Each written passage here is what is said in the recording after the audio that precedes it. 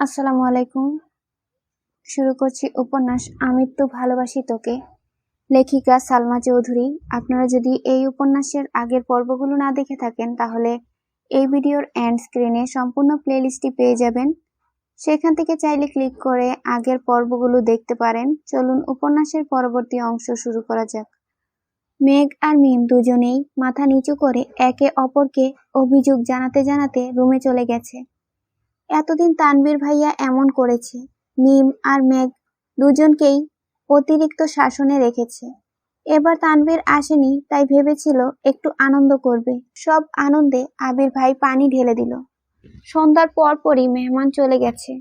মাইশা আপু মিম আর মেঘকে খুঁজে না পেয়ে দিশাকে দিয়ে ডাক পাঠাইছে। মাইশা আপুর 4 বান্ধবী এসেছে, মালা আপুরও 3টা বান্ধবী এসেছে, তাছাড়াও খালাতো মামাতো বোনেরা তো আছেই। সন্ধ্যার পর থেকে বাড়িতে শাড়ি পরার ধুম পড়েছে। মিম আর মেঘ বিছানার এক পাশে বসে সবার সাজগোজ দেখছে। মাইশা আপু বারবার দুজনকে শাড়ি পরতে বলছে। মিম শাড়ি দু চোখে সহ্য করতে পারে না, কিন্তু সবার শাড়ি পরা দেখে মেঘের খুব ইচ্ছে করছে শাড়ি পরতে। তবে আজ পর্যন্ত কখনো শাড়ি পরেনি সে, তাই শাড়ি সামলাতে পারবে না ভেবে ভয় পাচ্ছে। মাইশা আপুর এক বান্ধবীকে দেখে হঠাৎ মেঘের রাকিবের গার্লফ্রেন্ডের কথা মনে পড়ে গেল। জান্নাত আপুর বিয়েতে কত সুন্দর করে সেজে আসছিল। রাকিব ভাইয়ার গার্লফ্রেন্ডকে দেখে সেদিন মেঘেরও শাড়ি পরতে ইচ্ছে হয়েছিল, তবে আজ আর সাহস পাচ্ছে না। আচমকা মাইশা আপু মেঘের দিকে তাকিয়ে জোর গলায় বললেন, মেঘ, তুমি কিন্তু শাড়ি পরবে। একদম না শুনবো না, পরবে মানে পরবেই। আপু, আমি তো কখনো শাড়ি পরিনি, তোমার যেভাবে সুবিধা হবে সেভাবেই পরানো হবে, তুমি চিন্তা করো না। মিম এসব শাড়ি পরা দেখতে দেখতে আর ভালো লাগছে না। মেঘ শাড়ি পরবে শুনে মন খারাপ করে রুম থেকে বেরিয়ে গেছে। মেঘও রেডি হতে ওয়াশরুমে গেছে। মাইশা আপু মিটিমিটি হাসছে। মাইশা আপুর বেস্ট ফ্রেন্ড জিজ্ঞাসু চোখে চেয়ে প্রশ্ন করলেন, কি রে, হাসছিস কেন? মাইশা আশেপাশে দেখে বান্ধবীর কানের কাছে বিড়বিড় করে বলল, আবিরের কথা বলছিলাম না তোকে, ওর চাচাতো বোন মেঘ। আমি শিওর আবির মেঘকে পছন্দ করে, কিন্তু কিছু বলতে পারছে না। মেঘকে শাড়ি পরাচ্ছি যাতে আবিরের রিয়েকশন বুঝতে পারি, বুঝলি? মাইশার শ্বশুরবাড়ির লোকজন চলে গেছে অনেকক্ষণ হলো, তবু মেঘ মিমের পাত্তা নেই। আবির আদিকে দিয়ে ডাক পাঠিয়েছে, অথচ মেঘ আর মিম এখনো নামছে না। হঠাৎ আবিরের মনে হলো মেঘের জন্য সে আলাদা করে গায়ের হলুদের ড্রেস নিয়ে আসছিল, যেটা আবিরের ব্যাগেই আছে। আবির সাকিবদের ঘরে গিয়ে ড্রেসটা বের করে দেখছে। গায়ে হলুদ উপলক্ষে সবার জন্য রানী গোলাপি রঙের শাড়ি পাঞ্জাবি আনা হয়েছে। কালার পছন্দ করার দায়িত্ব আবিরের ছিল, তাই হলুদ রং বাদ দিয়ে অন্য রংকে প্রাধান্য দিয়েছে সে। শাড়ি পাঞ্জাবি কেনার দিনই মেঘের জন্য একটা ড্রেস কিনেছিল, কিন্তু বাসায় আসার পর সেই জামা দেখে মন ভরছিল না। তাই গতকাল রাতে মার্কেটে গিয়ে অনেক খুঁজে মেঘের জন্য পছন্দ মতো রানী গোলাপি রঙের একটা ড্রেস নিয়ে আসছে। ড্রেসটা পরলে তার স্প্যারোকে কেমন লাগবে সেটা ভাবছে। কিছু একটা ভেবেই নিজের মাথায় গাঁটটা মেরে আনমনে হেসে ফেলল। ড্রেসটা শপিং ব্যাগে ভরে মালাদের ঘরের সামনে উঠান পর্যন্ত আসতেই মালিহা খান ডাকলেন, এসে থেকে কোথায় ঘুরে বেড়াচ্ছিস? ভাবি বলল আসার পর নাকি অল্প ভাত খাইছিলি, তোর কি খিদে পায় না? পিঠা দিব তোকে, নাকি ভাত খাবি? এখন কিছু খাবো না আম্মু, বিকেলে পিঠা খাইছি, ক্ষুধা লাগলে খাবো, তুমি টেনশন করো না। আবির মায়ের সাথে কথা বলে যেই না ঘুরে ঢুকতে যাবে, তখনই সামনে মালা হাজির হলো। আবিরের কণ্ঠ শুনেই নিজের রুম থেকে বেরিয়ে এসেছে। মালা উত্তেজিত কণ্ঠে শুধালো, ভাইয়া, তোমার কি কিছু লাগবে? আমায় বলো, আমি এক্ষুনি দিচ্ছি। আবিরের হাতে শপিং ব্যাগটা দেখে পুনরায় প্রশ্ন করলো, শপিং ব্যাগে কি? আবির রাগান্বিত কণ্ঠে উত্তর দিল, সে যাই থাকুক, তোর ভাবতে হবে না, আর আমার কিছু লাগলে আমি নিজেই নিতে পারবো, তুই নিজের চরকায় তেল দে। আবিরের রাগান্বিত কণ্ঠ শুনে মালা মাথা নিচু করে মনে মনে বলল, আমারই তো ভাবতে হবে, আমি যে আপনাকে ভালো। আবির ধমক দিল, রাস্তা থেকে সরে দাঁড়া। মালা তড়িঘড়ি করে সরে দাঁড়ালো। আবিরকে যেতে দেখে মালাও নিজের রুমে সাজতে চলে গেছে। আবির বারান্দা পেরিয়ে দোতলায় যাওয়ার জন্য কয়েক সিঁড়ি উঠতেই আচমকা আলতারাঙ্গা একটা পা চোখে পড়ল। পায়ের মালিক দোতলা থেকে নামছিল। সিঁড়িতে এক পা রেখেই যেন থমকে দাঁড়িয়েছে। আবির স্বাভাবিকভাবে চোখ তুলে তাকাতেই আশ্চর্য বনে গেল। চোখ পড়ে এক মায়াবিনীর দিকে, সহসা মুগ্ধ আখিতে তাকায়। সেই মায়াবিনী যেন মায়ার জাল বিছিয়ে রেখেছে। আবিরের মতো হাজারো সুপুরুষ যুবক তার এই রূপে ঝলসে যাবে। বাঙালি স্টাইলে রানী গোলাপি রঙের শাড়ি পরিহিতা মায়াবিনীর কোমর ছড়ানো চুলগুলো অতিশয় ধীর গতিতে উঠছে। মুখে হালকা মেকআপ, চোখে আইলাইনারের সঙ্গে গাঢ় করে কাজলও লাগানো, ঠোঁটে লাল রঙের লিপস্টিক, গলায় হালকা গহনা, তার সঙ্গে কোমরে বিছা। আবির কিং কর্তব্যবিমূঢ় বিস্ময় চোখে মায়াবিনীকে আপাদমস্তক দেখল। বাকরুদ্ধ দৃষ্টিতে চেয়ে আছে সেই অক্ষি জোড়ায়। মায়াবিনীর দিকে তাকিয়ে উপরের সিঁড়িতে পা রাখতে গিয়ে হোঁচট খেয়ে পড়তে নিলে সঙ্গে সঙ্গে হ্যান্ড রেলে ধরে কোনো রকমে নিজেকে সামলালো। আবিরকে হোঁচট খেতে দেখে মায়াবিনী কয়েক সিঁড়ি নেমে আতঙ্কিত কণ্ঠে শুধালো, কি হয়েছে আপনার? মায়াবিনীকে কাছে আসতে দেখে আবির তৎক্ষণাৎ 2-3 সিঁড়ি নিচে নেমে নেশাক্ত কণ্ঠে বিড়বিড় করে কি যেন বলল। মায়াবিনী শুধু শেষে বলা উফ কথাটাই বুঝতে পেরেছে। মায়াবিনী চিন্তিত স্বরে বলল, আপনি ঠিক আছেন তো? আবির উত্তর না দিয়ে উল্টো প্রশ্ন ছুড়ে দিল, তুই কি ঠিক থাকতে দিচ্ছিস? আবিরের প্রশ্ন শুনে মায়াবিনী অপলক দৃষ্টিতে তাকালো। চোখে মুখে উজ্জ্বলতা ফুটে উঠেছে। উত্তেজিত কণ্ঠে পুনরায় প্রশ্ন করলো, শাড়িতে কেমন লাগছে আমায়? আবির পুনরায় তাকালো। ক্লান্তিহীন অমত্ত চেয়ে রইল কিছুটা সময়। মেঘ তির্যক চোখে চেয়ে আছে, মুখে তার মিষ্টি হাসি। আবিরের ঘোর যেন কিছুতেই কাটছে না, দৃষ্টি তার সরছেই না। মনে হচ্ছে মায়াবিনীকে দেখার বেকুলতা এই জন্মে আর শেষ হবে না। মৃত্যু ব্যতীত মায়াবিনীর মায়ার জাল থেকে বের হতে পারবে না সে। মেঘ পুনরায় প্রশ্ন করলো, কেমন লাগছে বললেন না? মেঘের কথায় আবিরের মনোযোগে বিঘ্ন ঘটে। আবেশিত কণ্ঠে বলল, মায়াবিনী। আবির ভাইয়ের মুখে মায়াবিনী শব্দ শুনে অষ্টাদশী লজ্জায় আড়ষ্ট হয়ে গেল। ব্লাশ দেওয়া কপল আরো বেশি রক্তিম বর্ণ ধারণ করেছে। ডিসেম্বরের তীব্র শীতেও অষ্টাদশীর নাক ঘামে চিকচিক করছে। প্রিয় মানুষের মুখে নিজের প্রশংসা শুনে অষ্টাদশীর কোলেরবে অন্যরকম শিহরণ যাচ্ছে। এতক্ষণ আবির ভাইয়ের দিকে তাকিয়ে থাকলেও এখন লজ্জায় চোখ তুলে তাকাতে পারছে না। আবির গলা খাকারি দিয়ে বলল, হাতটা দেখি। আবির নিজের হাত বাড়ালো। মেঘ ডান হাত একটু এগোতেই আবির মেঘের হাত ধরে এক সিঁড়ি উপরে উঠে মেঘের ডান হাতের কনিষ্ঠ আঙ্গুল মুখের কাছে নিল। মেঘের কনিষ্ঠ আঙ্গুল ব্যতীত বাকি আঙ্গুলগুলো স্থান পেল আবিরের গালে। আবিরের গালে থাকা খোঁচা খোঁচা দাড়ি স্পর্শ করতেই অষ্টাদশীর বুকের ভেতরে উথাল পাতাল ঢেউ শুরু হয়ে গেছে। আবির মেঘের কনিষ্ঠ আঙ্গুলে আস্তে করে কামড় দিল। অমনি অষ্টাদশী কেঁপে উঠল। মেঘের অস্বস্তি বুঝতে পেরে আবির হাত ছেড়ে কিছুটা দূরে দাঁড়ালো। আবির স্বভাব সুলভ ভারী কণ্ঠে বলল, আমায় সুন্দর লাগছিল বলে তুই একদিন নজর কাটিয়েছিলি, আজ আমি কাটলাম। মেঘ নিস্তব্ধ নীরের দৃষ্টিতে তাকিয়ে আছে। আবির নিজেকে সামলে গম্ভীর কণ্ঠে বলল, মানুষ মারার প্ল্যানটা কার? মানে? তুই তো কোনোদিন শাড়ি পরিসনি, আজ হঠাৎ শাড়ি পরার কারণ কি? মেঘ আমতা আমতা করে বলল, মাইশা আপু জোর করলো শাড়ি পরার জন্য। আপু আর আপুর বান্ধবী মিলেই আমায় সাজিয়ে দিয়েছে, তাই তো বলি। কি? কিছু না। পরেছিস ভালো কথা, কিন্তু তোর জন্য শাড়ি আনা হয়নি। এই যে তোর ড্রেস, শাড়িটা পাল্টে ড্রেসটা পরে নিচে আসবি। মেঘ শপিং ব্যাগটা হাতে নিয়ে একটু দেখলো, তারপর মন খারাপ করে বলল, আনা হয়নি মানে? শাড়িটা তো মাইশা আপুই আমায় দিয়েছে, ওখানে তো অনেক শাড়ি ছিল। এত বেশি বুঝিস কেন? শাড়ি বেশি থাকলেই কি পরতে হবে? একটু থেমে পুনরায় বলল, তুই এভাবে স্টেজে গেলে মাইশা আপুর বদলে সবাই তোকেই হলুদ লাগাতে আসবে। তার থেকেও বড় বিষয়, বিয়ে বাড়িতে এত এত মানুষ, কত বাজে মেন্টালিটির ছেলে আছে। কখন কোন ছেলে কি বলে ফেলবে, তখন তো গাল ফুলিয়ে কান্না শুরু করে দিবি। আমি তানবীর না যে সর্বক্ষণ তোকে চোখে চোখে রাখবো। কোনো সমস্যা হলে ঠান্ডা মাথায় সমাধান করব। বাই এনি চান্স কোনো ছেলে উল্টাপাল্টা কিছু বললে তখন আমার হাত উঠে যাবে। আমি বিয়ে খেতে আসছি, মারপিট করতে নয়। তুই কি চাস তোর জন্য আমি বিয়ে বাড়িতেও মারপিট করি? মেঘ ডানে বামে মাথা নেড়ে উচ্চস্বরে বলল, না। আবির মোলায়েম কণ্ঠে বলল, যদি বিয়ে বাড়িতে কোনো রকম ঝামেলা না চাস তাহলে এসব মেকআপ তুলে ড্রেসটা পরে সিম্পলি নিচে আসবি। আর যদি মনে হয় সবাই শাড়ি পরেছে তাই তোকেও শাড়ি পরতে হবে, তাহলে এভাবেই যেতে পারিস। Choice is yours. মেঘ আর কিছু বলল না। শপিং ব্যাগটা হাতে নিয়ে সিঁড়ি দিয়ে উঠছে। মন খারাপ হওয়ার বদলে অষ্টাদশীর চোখে মুখে প্রখর উজ্জ্বলতা। আবির ভাইয়ের বলা মায়াবিনী শব্দটা বারবার কানে বাজছে। আবির ভাই যে তাকে নিয়ে চিন্তা করে এটা ভেবেই মেঘের হৃদয়ে প্রশান্তির হাওয়া বয়ে গেল। আবিরের দৃষ্টি মেঘেতে নিবদ্ধ। আকস্মাৎ বুকে হাত রাখল। মস্তিষ্কের নিউরনে অবিরাম বাজছে। তোর রূপে এই আবির বিধ্বস্ত। মানসিক টানাপোড়েনে ভোগে সে। অশান্ত মনকে শান্ত করার কোনো শব্দ খুঁজে পাচ্ছে না।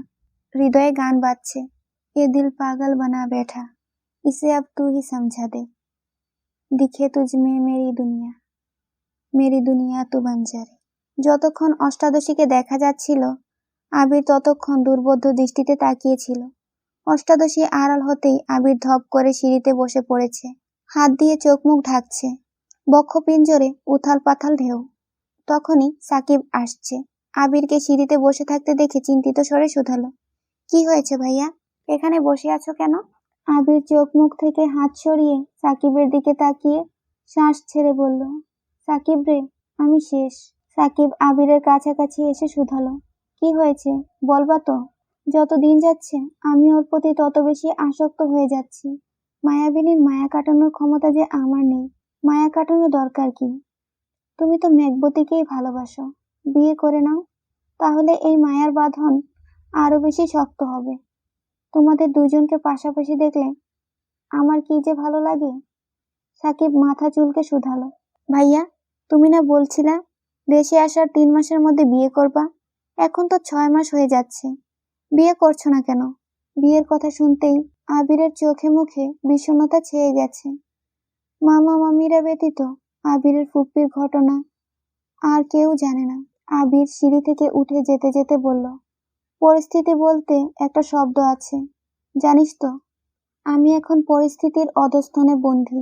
পরিস্থিতি যেদিকে নিয়ে যাবে আমি সেদিকে যেতে বাধ্য। সাকিব কিছুই বুঝলো না। আবিরকে প্রশ্ন করার আগেই আবির সেই জায়গা ত্যাগ করলো। আশেপাশে না তাকিয়ে সোজা সাকিবের রুমে চলে গেল। রুমে ঢুকেই বিছানায় চোখ বন্ধ করে শুয়ে পড়ল। বক্ষে তার তীব্র কম্পন। পৃথিবীর সবার চোখে অদম্য, গুরুগম্ভীর আর শক্তপোক্ত ব্যক্তিটা আজ এক মায়াবিনীর রূপে বিধ্বস্ত হয়ে গেছে। তাকে এই রূপে দেখে আবিরের হৃদয়ে কতটা তোলপাড় চলছে। এত বছর বুকের ভেতর চেপে রাখা অনুভূতিরা যেন খাঁচা ছেড়ে বেরিয়ে আসতে চাইছে। অষ্টাদশী কি বুঝবে তাকে এই রূপে দেখে আবিরের হৃদয়ে কতটা তোলপাড় চলছে? 20 মিনিট কেটে গেল। আবিরের এক হাত মাথার নিচে, অপর হাত বুকের বাঁ পাশে। আচমকা চোখ মেলে তাকায়। ঠোঁটের কোণে দুষ্টু হাসি। বিছানার পাশে রাখা ফোনটা হাতে নিল। গ্যালারিতে ঢুকতেই প্রথম ছবিটাতে চাপ দিল। অমনি মেঘের শাড়ি পরা একটা ছবি ভেসে উঠেছে। মেঘের চোখ ফাঁকি দিয়ে কিছুক্ষণ আগেই 2টা ছবি তুলেছিল আবির। সেখান থেকেই একটা ছবি সুদীর্ঘ মনোযোগ দিয়ে দেখছে। কাজল কালো চোখ, লজ্জায় লালিত মুখমণ্ডল, উষ্ঠদয়ে মায়াবী হাসি। আবিরের অশান্ত মন জানান দিচ্ছে, মায়াবিনীর মায়াজালে আবিরের মৃত্যু নিশ্চিত। আবির ফেসবুকে ঢুকে নিজের টাইমলাইনে একটা পোস্ট করে, মনের বিরুদ্ধে নিজেকে নিয়ন্ত্রণ করার চেয়ে যুদ্ধে শহীদ হওয়া বোধহয় অধিকতর শান্তিপূর্ণ। নিচে ছোট করে লিখেছে, বেস্ট সারপ্রাইজ এভার। আবির পুনরায় মেঘের শাড়ি পরা ছবিটা বের করেছে। এক দৃষ্টিতে তাকিয়ে আছে সে। আকস্মাৎ ফোনের যান্ত্রিক আওয়াজ বেজে উঠল। তানবীর কল করেছে। আবির কল রিসিভ করতেই ওপাশ থেকে উদ্বিগ্ন কণ্ঠ ভেসে এলো, ভাইয়া তুমি ঠিক আছো? বনু ঠিক আছে তো? আবির মৃদু হেসে উত্তর দিল, তোর বোন বোধহয় সিদ্ধান্ত নিয়েই নিয়েছে, আমায় না মেরে থামবে না। কেন, কি হয়েছে? বনু কিছু করছে? রাগে বকা দিও না তো আবার। তোর বোন এমন রূপে আমার সামনে আসছে, ধমক দেয়া বহুদূর। তুমি তো কি? বনু কেমন রূপে আসছে? তুই না আমার সম্বন্ধী হস? ছোট বোনের প্রেমালাপ শুনতে চাস? লজ্জা লাগে না তোর? আচ্ছা সরি, তোমরা ঠিকঠাক থাকলেই হলো। তোমাদের দুজনকে একসাথে পাঠিয়ে এখন টেনশনে আমার হাত পা ঠান্ডা হয়ে যাচ্ছে। তোমার স্ট্যাটাস দেখে আরো বেশি ভয় লাগছিল, তাই তাড়াতাড়ি কল দিলাম। কিছুক্ষণ আগে মাইশা আপু কল দিয়েছিল আমায়, যাইনি বলে রাগারাগি করছে। আমি বলছি সকাল সকাল চলে আসব। আচ্ছা, সাবধানে থাকিস, আর আসার সময় আমার বাইকটা নিয়ে আসিস। আচ্ছা, রাখছি। ভাইয়া শোনো। হ্যাঁ বল। বনুর সাথে রাগ দেখিও না প্লিজ। এখন রাগ দেখানোর অবস্থায় আমি নেই। তোর বোনকে নিয়ে পালিয়ে না যাই এই টেনশনে আছি। রাখছি। আবির কল কেটে ওয়াশরুম থেকে হাত মুখ ধুয়ে আসছে। তানবীর আহমকের মতো বসে আছে। বনু কি করছে? ভাইয়ার কি হয়েছে? কি বললো? সব যেন এলোমেলো হয়ে যাচ্ছে। আবির ভাইয়া পরিবারের জন্য এত দৃঢ় সংকল্প নিয়ে হুট করে পালিয়ে যাওয়ার কথাই বা কেন বলছেন? ভাইয়াকে কল দিয়েও লাভ নেই। মাঝে মাঝে তানভীর ভাবে ভাইয়ার সম্বন্ধী না হয়ে শালা হলেই ভালো হতো। মজার ছলেও অন্ততপক্ষে ভাইয়া কিছু বলতো, যাতে ভাইয়ার মনোভাব বুঝতে পারতো সে। আবির কিছুক্ষণের মধ্যে রেডি হয়ে বের হয়েছে। রানী গোলাপি রঙের পাঞ্জাবি পরায় আজ আবিরকে অন্যরকম সুন্দর লাগছে। সাদা, কালো আর ধূসর রঙের ভিড়ে উজ্জ্বল বর্ণটা আবিরকে বেশ মানিয়েছে। প্যান্ডেলে ঢুকতে গিয়ে আশেপাশে তাকিয়ে দেখলো মেঘ কোথাও নেই। মিম, দিশা আর কয়েকজন মিলে গল্প করছে। আবির মিমকে ডেকে জিজ্ঞেস করলো, মেঘ কোথায়? মিমও আশেপাশে তাকাচ্ছে, ধীর কণ্ঠে বলল, আপুকে তো দেখছিলাম নিচে আসছিল, এখন তো দেখছি না। রুমে গিয়ে দেখে আসবো ভাইয়া। তোর যেতে হবে না। আবির দুপা এগোতেই সাকিব ছুটে আসে, আতঙ্কিত কণ্ঠে বলল, ভাইয়া এতক্ষণে আসছো তুমি? তোমার মেঘবতী তো সেজে গুজে নিচে আসছিল। ওইখানে মালা আর ওর দুই বান্ধবী কথা বলছিল। কি কথা বলছিল তো শুনি নাই, কিন্তু দেখলাম মেঘবতী মুখ গুমরা করে উপরে চলে যাচ্ছে। তখন আব্বু চাচ্চু আমায় ডেকে নিয়ে গেছে, কিছু প্রয়োজনীয় জিনিস আনার দরকার ছিল। তাড়াহুড়োতে রুম পর্যন্ত যেতে পারছিলাম না। ফোনটাও রুমে চার্জে রেখে আসছি, তাই জানাতেও পারছিলাম না। কাজ শেষে দৌড়ে আসছি। আবির দীর্ঘশ্বাস ছেড়ে বলল, যে ভয়টা পাইছিলাম। আবির ঝড়ের গতিতে মেঘদের রুমে গেছে। রুমে কেউ নেই। বিছানার উপর শাড়ি, কসমেটিক্স এলোমেলো হয়ে পড়ে আছে। আবির আশেপাশে 2-3টা রুম চেক করলো, কোথাও কেউ নেই। হঠাৎ সিঁড়ির দিকে নজর পড়তেই ছুটল সেদিকে। ছাদ জুড়ে ঝলমল করছে লাল, নীল আর সবুজ রঙের আলো। তার এক পাশে মেঘ দাঁড়িয়ে আছে, হাতে একটা গাছের ডাল, যেটা দিয়ে ছাদের রেলিংয়ে অবিরত আঘাত করছে। মেঘ ড্রেস পরে নিচে নামতেই চোখে পড়ে মালা আপু আর তাদের বান্ধবীদের দিকে। তারা কোনো বিষয় নিয়ে গভীর আলোচনায় মগ্ন। মেঘ সেসবে পাত্তা না দিয়ে দুপা এগোতেই কানে আসে, আবির ভাইয়ের সাথে আমার 2 বছর যাবৎ ফোনে কথা হয়, প্রায় ভিডিও কলে কথা হয়। আমি যে ওনাকে ভালোবাসি এই কথাটা এখনো বলিনি। আজকে সুযোগ পেলে ভাইয়াকে বলে ফেলবো। তোরা আমায় বুদ্ধি দে, কিভাবে বললে উনি সঙ্গে সঙ্গে রাজি হয়ে যাবেন।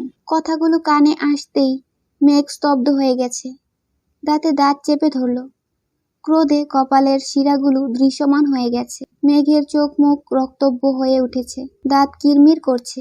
আবির ভাই মালা আপুর সাথে কথা বলে, এ কথাটা অষ্টাদশীর মনে চরমভাবে আঘাত করেছে।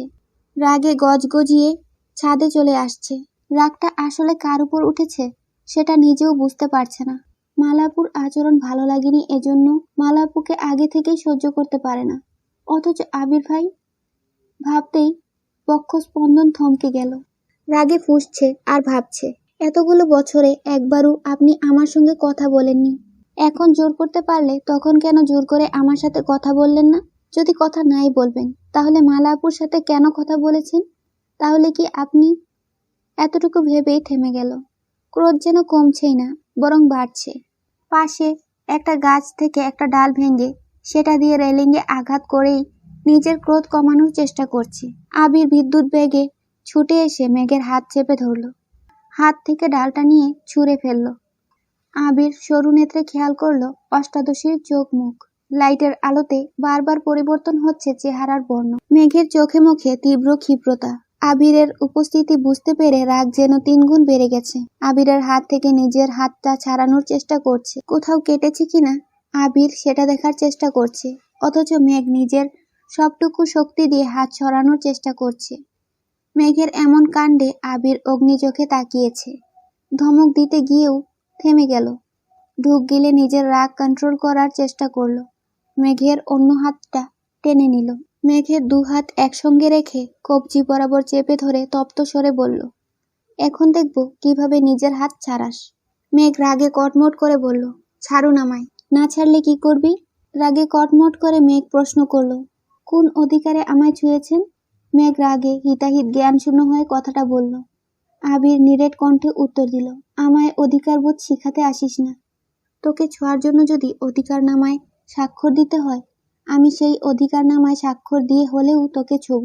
রাগের মাথায় আবিরের কথাগুলো মেঘ শুনল কিনা কে জানে। অতিরিক্ত ক্রোধে মেঘের মাথা ঘুরছে, তবু শান্ত হওয়ার নাম নেই। মেঘ রাগান্বিত কণ্ঠে পুনরায় চেঁচিয়ে উঠল, আমায় ছাড়ুন বলছি। ছাড়ার জন্য তো ধরিনি, ছাড়িয়ে নিতে পারলে নেই। মেঘ রাগে ফুঁসতে ফুঁসতে বলল, আমি কিন্তু চিৎকার করব। আবির এবার সশব্দে হাসল। মেঘ আশ্চর্য নয়নে তাকিয়ে বলল, হাসছেন কেন? আমি কিন্তু সত্যি সত্যি চিৎকার করব। আবির তপ্ত স্বরে প্রশ্ন করল, তুই যে অগাচণ্ডী সেটা কি জানিস? মানে? এই যে চিৎকার করবি বললি, চিৎকার তুই করতেই পারিস, কিন্তু সবাই আসলে বলবিটা কি শুনি? আমি তোর হাত ধরেছি, এটাই নালিশ করবি?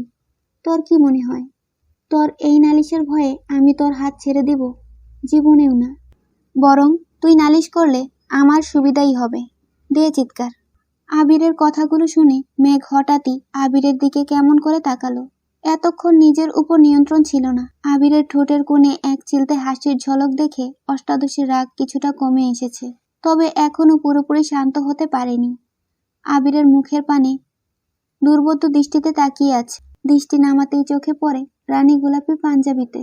সঙ্গে সঙ্গে অষ্টাদশীর অভিব্যক্তি পাল্টাতে শুরু করলো। আবির ভাইকে এভাবে দেখে যেন চোখ ফেরাতে পারছে না। আচমকা ফুঁস করে শ্বাস ফেলল। নিজের ভেতরের সমস্ত রাগ ঝেড়ে ফেলতে চাইল। এই মানুষটার সাথে আর যাই হোক, রাগ করা অষ্টাদশীর পক্ষে অসম্ভব বিষয়।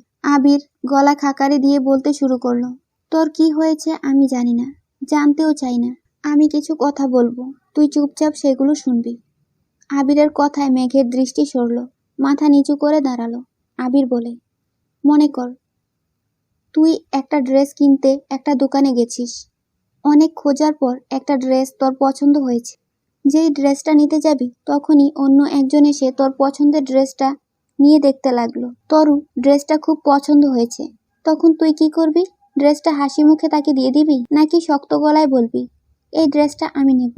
যদি অভিমান করে তোর পছন্দের জিনিসগুলো মানুষকে দিতে থাকিস, পরে একটা সময় দেখবি তোর আশেপাশে প্রিয় জিনিস বলতে কিচ্ছু নেই। মেঘ মনোযোগ দিয়ে কথাগুলো শুনল। আবির মেঘের হাত ছেড়ে স্বাভাবিক কণ্ঠে বলল, আমাদের আশেপাশে এমন অনেক ঘটনা ঘটে যেগুলো দেখেও না দেখার মতো চলতে হয়। যদি আমরা সেগুলোকে পাত্তা দেই তাহলে আমাদের জীবন ধ্বংস। অনিশ্চিত জীবনে যতদিন বাঁচবি ততদিন নিজেকে নিয়ে বাঁচার চেষ্টা করবি। আমি নিচে যাচ্ছি, 10 মিনিটের মধ্যে ফ্রেশ হয়ে নিচে আসবি। আবির দীর্ঘ পা ফেলে সিঁড়ির কাছে গিয়ে আবার পেছনে ফিরে তাকালো। উচ্চ স্বরে বলল, মাই ডিয়ার স্প্যারো, সবকিছু চাইলেই পেয়ে যাবেন, এমনটা নাও হতে পারে। প্রয়োজনে কিছু জিনিস আদায় করে নিতে হয়। আবির চলে গেছে।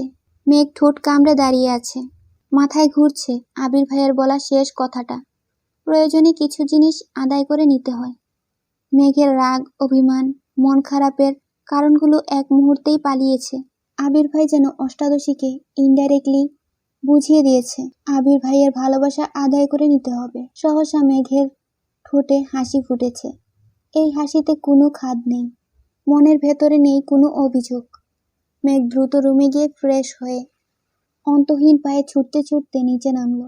মেঘের ছোটাছুটি দেখে হালিমা খান বিরক্ত হয়ে বললেন, এভাবে দৌড়াচ্ছিস কেন?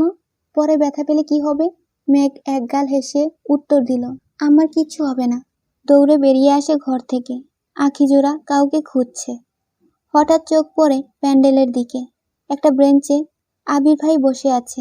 পেছনের সাইড দেখা যাচ্ছে। মেঘ চুলগুলো দেখেই চিনতে পেরেছে। আবিরের পাশে সাকিবকে দেখে শিওর হয়েছে। সাকিব এদিকেই তাকিয়েছিল। সাকিব আবিরের কানের কাছে বিড়বিড় করে বলল, ভাইয়া, তোমার প্রেয়সী আসছে, কিন্তু সাথে শত্রুপক্ষের আগমন হচ্ছে, বি কেয়ারফুল। সাকিব আবিরের পাশ থেকে উঠে আবিরের বিপরীতে একটা চেয়ার টেনে বসল। মেঘ আবিরের কাছাকাছি আসতেই চোখে পড়ল মালা একটা ট্রে নিয়ে মেঘের আগে আবিরের সামনে হাজির হলো। কিছু খাবার আর এক গ্লাস শরবত। আবিরের কাছে এসে মালা মোলায়েম কণ্ঠে বলল, ভাইয়া, তোমাকে কতক্ষণ যাবৎ খুঁজতেছিলাম। তুমি তো দুপুরের পর আর কিছু খাওনি, তাই খাবার নিয়ে আসছি। মালার আহ্লাদী কণ্ঠে আবিরের মেজাজ খারাপ হলো, তবু স্বাভাবিক থাকার চেষ্টা করলো। আবির প্রখর তপ্ত স্বরে জানালো, আমি এখন খাবো না, নিয়ে যা। মেঘের রাগ ক্রমে ক্রমে বেড়েই চলেছে। গাল ফুলিয়ে আবিরের থেকে কিছুটা দূরে আবিরের মুখোমুখি এসে দাঁড়ালো। সামনে থেকে আবিরকে দেখছে, অথচ আবির কোনো দিকেই তাকাচ্ছে না। মালা পুনরায় বলল, খাবারটা খেয়ে নাও প্লিজ।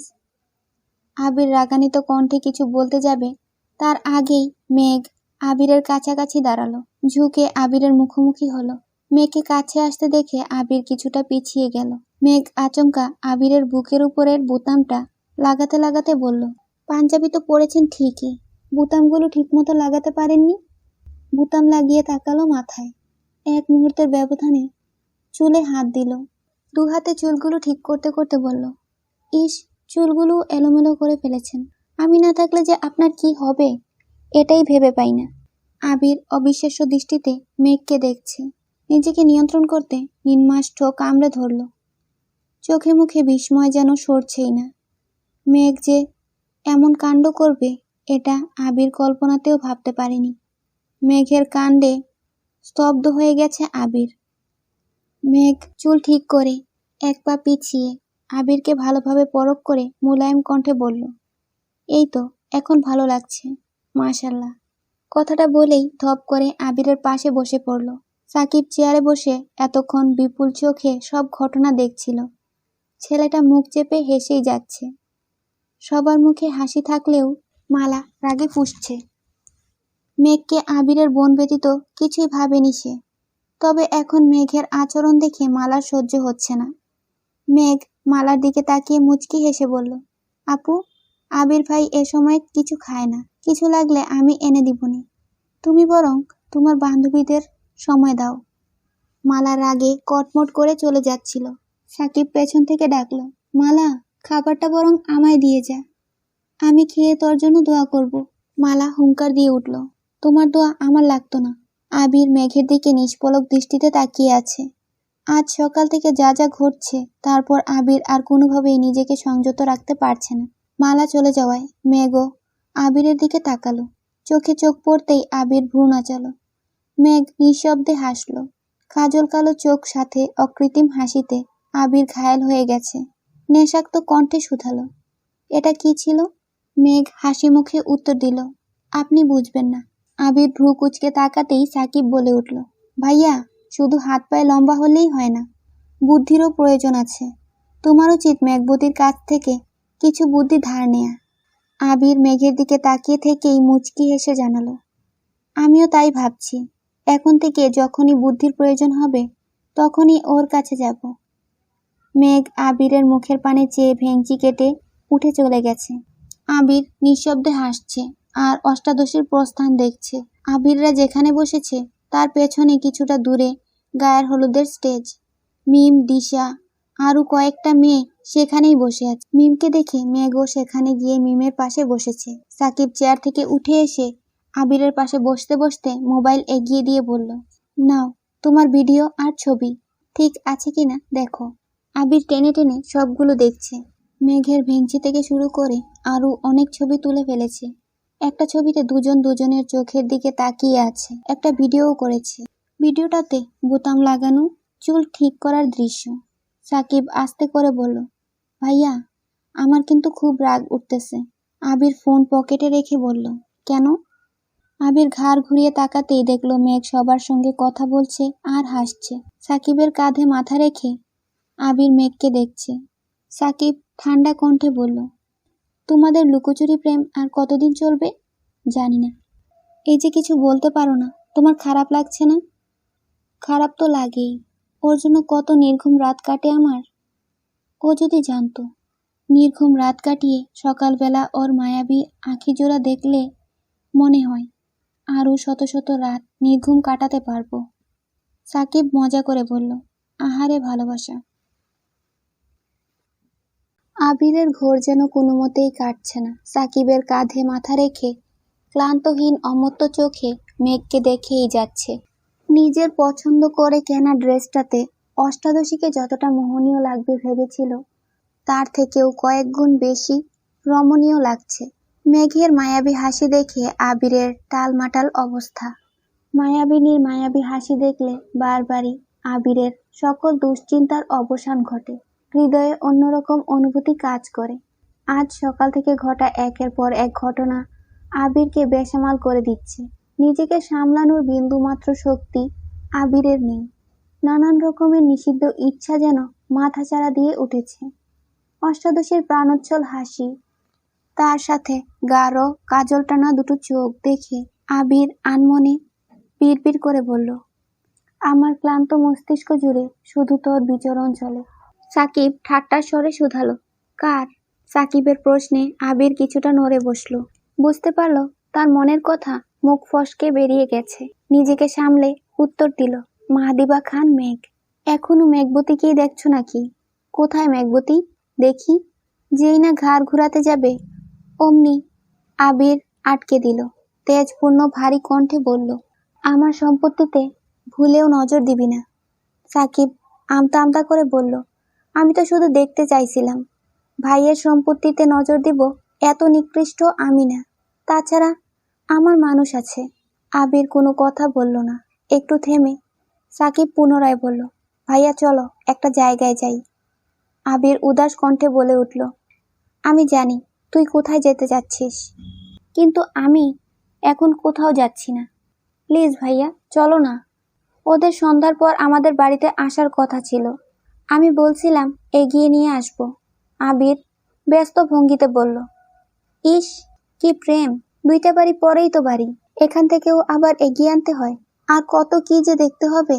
সাকিব একগাল হেসে প্রশ্ন করল, এই কথা তুমি বলছো ভাইয়া? 24 ঘন্টা যার চোখের সামনে মেঘবতী ঘুর ঘুর করে, মেঘবতীর কণ্ঠ না শুনে রাতে যার ঘুম হয় না, সেই সাজ্জাদুল খান আবির এ কথা বলছে? আবির গম্ভীর কণ্ঠে বলল, চুপ থাকবি তুই? আর একটা প্রশ্ন, বাসায় তো সারাদিন মেঘবতীকে দেখোই, তারপরও এত বিভোর হয়ে আছো কেন বলবা? আবির রাশভারী কণ্ঠে জবাব দিল, বাসায় তো এভাবে দেখার সুযোগ পাই না। একবারের বেশি দুবার তাকাতে গেলেই চোখে চোখ পড়ে যায়। না চাইতেও বাধ্য হয়ে আমার ওই দৃষ্টি সরিয়ে নিতে হয়। আজ এতদিন পর ওকে দেখার সুযোগ পেয়েছি। দয়া করে তোর মুখটা বন্ধ রাখ। ওদের কি আনতে যাব না? আবির গম্ভীর কণ্ঠে জানালো, কল বা মেসেজ দিয়ে বল চলে আসতে। আমি এখন কোথাও যাব না, আর তুইও যেতে পারবি না। প্রোগ্রাম শেষে এগিয়ে দিয়ে আসিস, এখন ডিস্টার্ব করিস না। সাকিব পকেট থেকে ফোন বের করে মেসেজ করছিল। সাকিবের কাঁধে আবিরের মাথা, অক্ষিযুগল নিবদ্ধ মেঘের চোখে মুখে। প্রেয়সীর মুগ্ধতায় ডুবে আছে সে, পল্লব ফেলছে না একটি বারও। ইহজগতের আর কোনো কিছুতেই মনোযোগ নেই তার। আচমকা কেউ একজন আবিরের কান চেপে ধরায় আঁতকে ওঠে, অগাধ মনোযোগে ছেদ পড়ল। আকস্মিক ঘটনায় আবির কিছুটা ভরকে গেল। হকচকিয়ে সোজা হয়ে বসে সঙ্গে সঙ্গে তাকায় সেদিকে। মাইশা শক্ত হাতে আবিরের কান চেপে ধরে আছে, চোখে মুখে পরিষ্কার রুষ্টতা। আবির বিস্ময় চোখে তাকায়, ভ্রু কুঁচকে নরম স্বরে বলল, উফ আপু লাগছে। মাইশা রাগী স্বরে জবাব দেয়, লাগুক, তোরে কতক্ষণ পিটাইলে মনে শান্তি পাইতাম। আবির নিরুদ্বেগ কণ্ঠে বলল, আমি আবার কি করলাম? ফাজিল ছেলে, আবার কথা বলিস? প্লিজ আপু কান ছাড়ো, ব্যথা পাচ্ছি। মাইশা কান ছেড়ে আবিরের পিঠে ঠাস ঠাস করে 2-3টা থাপ্পড় বসিয়ে দিয়েছে। আবির কপাল গুটিয়ে কোমল কণ্ঠে আর্তনাদ করে, আপু। সাকিব চিন্তিত স্বরে শুধালো, হয়েছেটা কি আপু? ভাইয়াকে মারছো কেন? মাইশা রাগান্বিত কণ্ঠে বলা শুরু করলো, মারবো না তো কি করব? আমি নিজে না সেজে কতটা সময় নিয়ে মেঘকে সাজিয়েছি, সাথে শাড়ি পরিয়ে দিয়েছে, মুন্নি আর আমি মিলে মেকআপ করে দিয়েছি, আলতাটা পর্যন্ত আমি দিয়ে দিয়েছি। বারবার মেয়েটাকে বলছি তুমি বসে থাকো, আমি রেডি হলে একসাথে নিচে আসবো। ছটফটে মেয়ে একটুও বসলো না, রুম থেকে ছুটে চলে আসছে। আমি রেডি হয়ে আসতে পারলাম না। মেঘের পরনে না আছে শাড়ি, না আছে কোনো সাজগোজ। আমি শিওর এটা এই ফাজিলের কাজ। বলতে বলতে আবিরের পিঠে আরেকটা থাপ্পড় বসিয়ে দিয়েছে। সাকিব মাইশার কথা শুনে বসা থেকে উঠে গেছে, আবিরের মুখোমুখি হয়ে শুধায়, ও আচ্ছা, এই কারণে তাহলে তোমার টালমাটাল অবস্থা। মাইশা পুনরায় চেঁচিয়ে ওঠে, কি রে কথা বলিস না কেন? আবির অন্যদিকে তাকিয়ে উত্তর দিল, আমি কি বলবো? মেঘ শাড়ি পাল্টালো কেন? জানি না। আবির একদম ফাজলামো করবি না, আমি ড্যাম শিওর এটা তোর কাজ। সাকিব পাশ থেকে বলে উঠল, এতক্ষণে বুঝলাম ভাইয়ার মাথা নষ্টের কারণ মেঘবতীর শাড়ি। থাক আপু, তুমি মন খারাপ করো না। ভাইয়া মেঘবতীর প্রতি একটু বেশি সিরিয়াস তো, তাই হয়তো শাড়ি পাল্টাতে বলছে। মাইশা ভ্রু কুঁচকে শুধালো, তুইও জানিস? আবির তাহলে সত্যি সত্যি মেঘকে পছন্দ করে? সাকিব উত্তেজিত কণ্ঠে জানালো, পছন্দ না গো আপু, মেঘবতীর প্রেমে আবির দেওয়ানা বলো। মানুষ তো প্রেমে হাবুডুবু খায়, ভাইয়া পুরোপুরি ডুবে আছে, কবে যে নিঃশ্বাস আটকে মরে যায় আল্লাহ জানে। আবির সাকিবের দিকে চোখ রাঙিয়ে তাকিয়ে আছে। সাকিবের সেদিকে হুঁশ নেই। আবির ধমক দিতে যাবে, তার আগেই মাইশা শীতল কণ্ঠে বলে উঠল, ছি আবির, তোর থেকে অন্তত এটা আশা করিনি। ছোটবেলা থেকে তুই বলতি আমি নাকি তোর সবচেয়ে ভালো বোন। ভালো বোন হওয়ার এই প্রতিদান দিলি? একটাবার বলতে তো পারতি। আবির কৈফিয়তের স্বরে জবাব দিল, কি করে বলবো? তোমার সাথে কি নীরবে কথা বলতে পারি? ফোনে কথা বললে মামা মামি মালা দিশা কেউ না কেউ থাকেই সব সময়। বলবো কিভাবে? মাইশা সেসবে পাত্তা না দিয়ে বলল, তুই আমার প্ল্যানে পানি ঢালছি, এখন আমি তোর প্রেমে আগুন লাগাবো। ওয়েট বাবু। মাইশা রাগে গজগজ করে 2-3 কদম এগোতেই আবির ছুটে গিয়ে মাইশার পথ আটকে দ্বিগুণ ভারী কণ্ঠে প্রশ্ন করে, কি করবা? তানবীরকে কল দিয়ে বলবো তুই যে গোপনে হের বোনের পেছনে ঘুরিস। আবির মাইশার সামনে থেকে সরে এক পাশ হয়ে দাঁড়িয়ে উত্তর দিল, ও। মাইশা ভ্রু কুঁচকে আবিরের মুখের পানে তাকায়।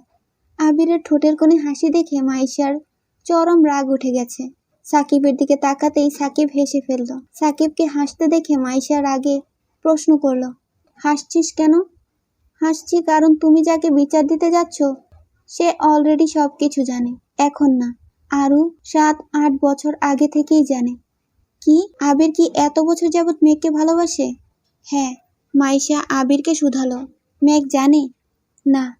বলিস না কেন? সময় হলে বলবো। তুই সময়ের অপেক্ষা কর, আমি এখনই বলে দিব। আবির আতঙ্কিত হয়ে বলল, আপু প্লিজ, ওরে এখন কিছু বলো না। আমি বলবোই। সরি আপু, প্লিজ ওরে কিছু বলো না। সরি বললেই কি সবকিছু সমাধান হয়ে যায়? এত কষ্ট করে সাজিয়ে দেখতেই পারলাম না, আর একটা ছবিও তুলতে পারলাম না। এখন তোরে কি করতে মন চায় বল? আপু শুনো, ভাইয়া যেহেতু ঢাকায় জব করেন, বিয়ের পর তো তুমিও ঢাকাতেই থাকবা। কোনো একদিন মেঘকে শাড়ি পরিয়ে তোমার সাথে দেখা করাবো। দরকার হলে তোমাদের বাসা থেকেও ঘুরে আসবো। তবু শাড়ি পরা নিয়ে আর কিছু বলো না। আম্মুরা কারো কানে এ কথা গেলে তুলকালাম হয়ে যাবে। প্লিজ। ফুপি জানে না? না। ঠিক আছে, মাফ করতে পারি, তবে একটা শর্তে। কি শর্ত? কানে ধর। এখন? হ্যাঁ এখন। কানে ধরবি নাকি মেঘকে বলবো? আচ্ছা ধরছি, বলে আবির 2 হাতে আলতোভাবে কানের লতি স্পর্শ করল। মাইশা মৃদু হেসে শুধালো, মেঘকে প্রথমবার শাড়িতে দেখার অনুভূতি বল। আবিরের জবাব এলো, কান ধরে কেউ অনুভূতি শেয়ার করে? কেউ করে না বলেই তুই করবি। শুনো তবে। শাড়ি পরিহিতা মাহদিবা খান মেঘকে দেখে সাজ্জাদুল খান আবিরের অন্তরতম অচল, পূর্বাভাসবিহীন কালবৈশাখী ঝড়ের কবলে পড়েছে। মাহদিবার সাহচর্য ব্যতীত আবিরের অশান্ত হৃদয় শান্ত হবে না। মাইশা আর সাকিব দুজনেই হাঁ করে তাকিয়ে আছে। মাইশা উচ্চস্বরে হেসে বলল, হায় আল্লাহ, আমার ভাই এখন প্রেমিক পুরুষ হয়ে গেছে। মাইশার হাসির শব্দে মিমদের নজর পড়ে। আবিরকে দেখে বসা থেকে উঠে দাঁড়াতে দাঁড়াতে বলল, আপু দেখো ভাইয়া কানে ধরে দাঁড়িয়ে আছে। তৎক্ষণাৎ মেঘের নজর পড়ে সেদিকে। আবিরকে এই অবস্থায় দেখে মেঘের মাথা চক্কর দিয়ে উঠল। মেঘ মিম ছুটে যায় সেদিকে। মেঘ দূর থেকে উদ্বিগ্ন কণ্ঠে শুধালো, কি হয়েছে? আপনি কানে ধরেছেন কেন? মাইশা আবিরকে ইশারা দিতেই আবির কান থেকে হাত নামিয়ে বলে, কিছু হয়নি। কিছু হয়নি মানে কি? মাইশা মেঘের দিকে তাকিয়ে কোমল কণ্ঠে বলল, আবির ভুল করেছিল, তাই আমি শাস্তি দিয়েছি। মিম প্রশ্ন করল, ভাইয়া কি ভুল করছিল? সেটা তোমাদের বলা যাবে না। এটা বলে মাইশা চলে গেছে। মেঘ আবিরের মুখের পানে চেয়ে চিন্তিত স্বরে জিজ্ঞেস করল, কি করছিলেন আপনি? আবির কিছু বলার আগেই সাকিব বলল, ভাইয়া ছোট একটা ভুল করেছিল, তাই আপু শাস্তি দিয়েছে। তুমি টেনশন করো না। এ কথা শুনে মেঘ ফিক করে হেসে উঠল। আবির ভ্রু কুঁচকে প্রশ্ন করল, হাসছিস কেন? মেঘ মুচকি হেসে এপাশ ওপাশ মাথা নাড়ল। মিমের হাত ধরে হাসতে হাসতে চলে যাচ্ছে। আবির কপাল গুটিয়ে প্রেয়সীর গমন পথে চেয়ে আছে। মেঘের চিন্তান্বিত চেহারা হঠাৎ পরিবর্তনের কারণ আবিরের মাথায় ঢুকছে না। মাইশাকে স্টেজে বসানো হয়েছে। প্যান্ডেলে আত্মীয়ের সমাগম। এর মধ্যে দুটা অল্প বয়স্ক মেয়ে শাড়ি পরে বাড়িতে ঢুকছে। সাকিব এক পলক তাকিয়ে আবিরের কানে ফিসফিস করে কি যেন বলে সেদিকে চলে গেছে। মালা আর ওর বান্ধবীরা কয়েকটা ছেলের সাথে হেসে হেসে কথা বলতে ব্যস্ত। ছেলেগুলো মালারই বন্ধু। আবির তীক্ষ্ণ দৃষ্টিতে চারপাশ পর্যবেক্ষণ করছে। মেঘ চেয়ারে বসে মাইশার ছবি তুলছে আর সেগুলো মিমকে দেখাচ্ছে। মাঝে মাঝে দু বোন সেলফিও তুলছে। সাকিব গেটের কাছে গিয়ে একটা মেয়ের সঙ্গে একটু কথা বলেই সরে গেছে। আদি ছুটে এসে মিমকে টেনে নিয়ে কোথায় চলে গেছে। এই সুযোগে আবির লোকজনের ভিড় পেরিয়ে মেঘের পেছনে দাঁড়িয়ে মেঘের মাথায় গাঁটটা মারে। আকস্মিক ঘটনায় মেঘ আঁতকে ওঠে। পেছনে ফিরে আবিরকে দেখে কিছুটা স্বাভাবিক হয়। আবির রাশভারী কণ্ঠে প্রশ্ন করে, তখন হাসছিলি কেন? এমনি। এমনি কেউ হাসে না, কারণ বল।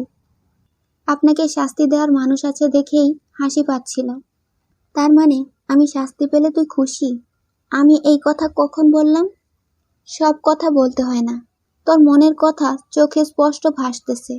মেঘ ঘন ঘন পল্লব ফেলে শুধালো, আপনি কি চোখের ভাষাও বুঝেন? জি। সবার? জি না, তোর মতো তারসিরা মানুষের মনের কথা বোঝার ক্ষমতা আল্লাহ আমায় দিয়েছেন। আমি তারসিরা? কি মনে হয়? মেঘ গাল ফুলিয়ে শ্বাস ছেড়ে বলল, আমি মোটেই তারসিরা না। সেসব পরে দেখা যাবে। মামি খাওয়ার জন্য ডেকে গেছেন। মিম আদিকে নিয়ে তাড়াতাড়ি আয়। মালা আর ওর বান্ধবীরা দূর থেকে আবির মেঘের কথোপকথন শোনার চেষ্টা করছিল। স্টেজ থেকে মাইশা ও আবির মেঘকে দেখছিল। মাইশার মুখে মিষ্টি হাসি। মাইশা আর আবিরের বয়সের পার্থক্য মাত্র 1 বছর হওয়ায় দুই ভাই বোনের মধ্যে ছোট থেকে বন্ধুত্বপূর্ণ সম্পর্ক। মামা বাড়িকে কেন্দ্র করে আবিরের শৈশবের অনেকখানি স্মৃতি জড়িয়ে আছে। মামা বাড়ির সবচেয়ে কাছের মানুষ ছিল মাইশা। সাকিব একটু বড় হওয়ার পর থেকে সাকিবের সঙ্গেও খুব ভালো সম্পর্ক হয়েছে। বাকিদের সঙ্গে তেমন আন্তরিকতা নেই। মাইশা পড়াশোনার জন্য বাড়ির বাইরে চলে যাওয়া, আবিরের দীর্ঘদিন মামার বাড়িতে না আসা, তারপর বিদেশে চলে যাওয়া, সব মিলিয়ে মাইশার সঙ্গে দেখা সাক্ষাৎ হয়নি অনেক বছর। মালার ফোন দিয়ে বেশ কয়েকবার কথা হয়েছে, তবে সবসময় মালা আশেপাশে থাকে। মালার সামনেই মাইশা আবিরকে অনেকবার প্রশ্ন করেছে আবির কাউকে পছন্দ করে কিনা, কেউ আছে কিনা, কিন্তু আবির সবসময় এই প্রশ্ন এড়িয়ে গেছে। ব্যস্ততা দেখিয়ে কল কেটে দিয়েছে। মাইশাও আলাদাভাবে কখনো আবিরকে কল দেয়নি। আবিরও নিজ থেকে কিছু বলেনি। এতদিন পর মাইশা আবিরের মনের কথা জানতে পেরেছে, তাই মেঘ আবিরের খুনসুটি দেখে আনমনে হাসছে। তবে মাইশা খুশি হলেও মালা তেলে বেগুনে জ্বলে উঠছে। সন্ধ্যার ঘটনার পর থেকে দুজনকে একসঙ্গে দেখলেই মালা ফুঁসে ওঠে। আবির বাড়ির ভেতরে চলে গেছে। মিম আর আদি আসার পর মেঘু ওদের নিয়ে খেতে চলে গেছে। মাইশার বাবা চাচারা, মামারা, আরও যারা যারা আছেন সবাই মাইশাকে হলুদ লাগাতে ব্যস্ত। দুজন ক্যামেরাম্যান ছবি তুলতেছে। মেঘের পিছু পিছু মালাও ওর বান্ধবীদের নিয়ে খেতে গেছে। মালিহা খান আর আবিরের ছোট মামি মিলে সবাইকে খাওয়াচ্ছেন। মালাকে বসতে দেখেই সাকিব ঠাট্টা স্বরে বলল, কি রে মালা, তুই খেতে বসছিস কেন? তোর কি সমস্যা? আমার আবার কি সমস্যা হবে? যে মেয়ে সাজলে কোনোদিন পানিও খায় না, সে মেয়ে শাড়ি পরে সেজেগুজে ভাত খেতে বসছে, ঘটনা কি? তোর মাথা। সাকিব আর কথা বাড়ালো না। আবিরের এক পাশে সাকিব বসেছে, অপর পাশে আদি বসেছে, তারপর মিম, এরপর মেঘ। মেঘের পাশেই মালা বসেছে।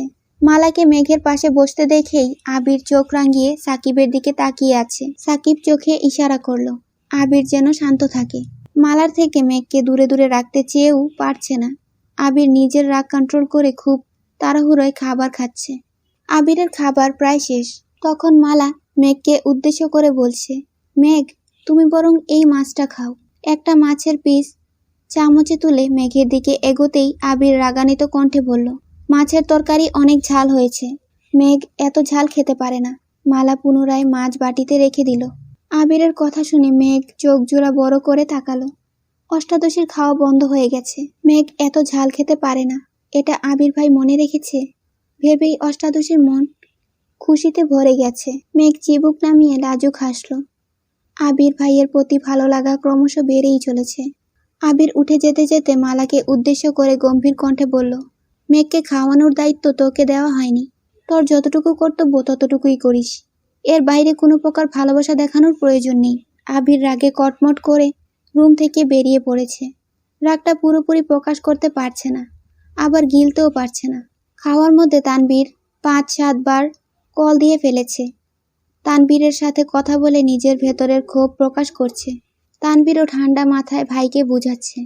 আচমকা আবিরের সামনে মেঘ দাঁড়াতেই আবিরের কথা বন্ধ হয়ে গেছে। ক্ষোভের পরিবর্তে আবিরের চোখে মুখে মুগ্ধতা প্রতীয়মান হচ্ছে। মায়াবিনীর মায়াবী মুখ দেখলে আবিরের ক্রোধ যেন নিমিষেই বিলীন হয়ে যায়। আবির উঠে যাওয়ায় মেঘ তাড়াহুড়া করে খাবার খেয়ে ছুটে আসছে। আবির ভাইয়ের অপ্রকাশিত ভালোবাসা বেশ ভালোই বুঝতে পারছে সে। আবিরকে নিরুত্তর থাকতে দেখে তানবীর কয়েকবার হ্যালো হ্যালো বলছে। কয়েক মুহূর্ত পর আবির বলে, এখন রাখছি, পরে কল দিব। মেঘ মোলায়েম কণ্ঠে শুধালো, ভাইয়া কল দিয়েছিল? হ্যাঁ। ভাইয়া কি রাতে খেয়েছে? হ্যাঁ। তুই কি জন্য এসেছিলি? আপনাকে দেখতে। আবির কপাল কুঁচকে বলে, মানে? আপনার শীত লাগছে কিনা দেখতে আসছিলাম। ঠিক আছে, চলে যাচ্ছি। আবিরের তীক্ষ্ণ দৃষ্টিতে মেঘ লজ্জায় আড়ষ্ট হয়ে যাচ্ছে। নিজের প্রতি রাগ হচ্ছে। মুখ ফসকে সবসময় সত্যি কথাই কেন বের হয়? মেঘ কপাল চাপড়াতে চাপড়াতে স্টেজের দিকে চলে গেছে।